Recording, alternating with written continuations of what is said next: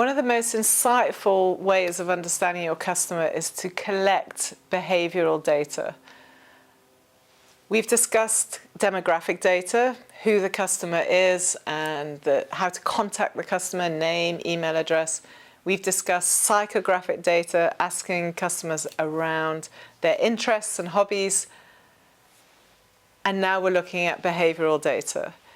With behavioral data, when we collect the data, we don't ask the customer.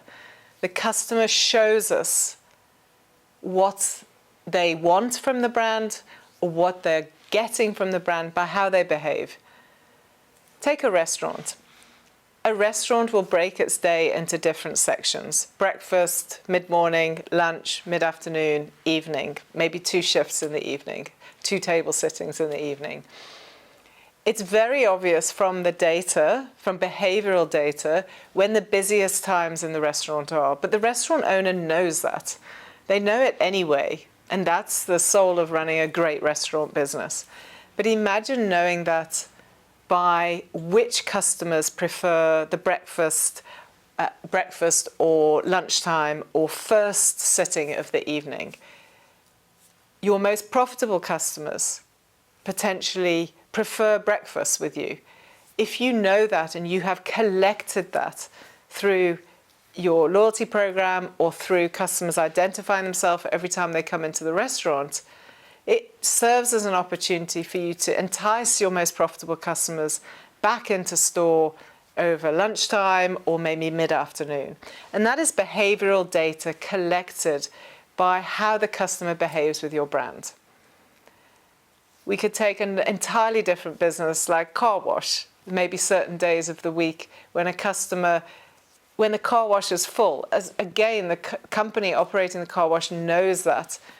But the customers that fill up with their fuel and use the convenience store are the most profitable customers for a fuel station.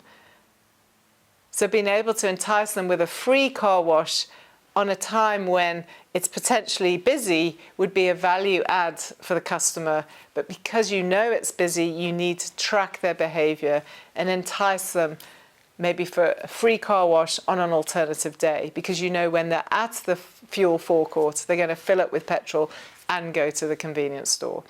So the collection of the behavioral data will depend on which business we're talking about. If it's in a retail store, it's at point of sale, and a restaurant at point of sale. If it's online, it's through the online e-commerce engine. And the collection of that data is very, very thorough and very, very detailed, depending on what the customer is buying from you, what services they're buying from you, when are they buying it, how frequently are they buying it, and how much do they spend with you. So it's not just about what they're buying, but it is based on the value of the customer, the size of each transaction, the frequency of each transaction, the time of day of each transaction, and the location. There may be certain stores or certain restaurants that your most profitable customers use more frequently. So the collection of behavioral data will give incredible insights to your organization in terms of understanding your most profitable customers, because now not all customers are equal. Now you can understand that a section of customers, a segment of customers, are coming in more frequently, are spending more with you, and their overall value to you is so much greater. And with that information, you can unlock nuggets of how to work with the customers to give them better benefit. And obviously, ultimately, you need to retain your best customers. So that's the collection of behavioral data. Collecting customer data is all part of a bigger data journey, which we explain in our data training.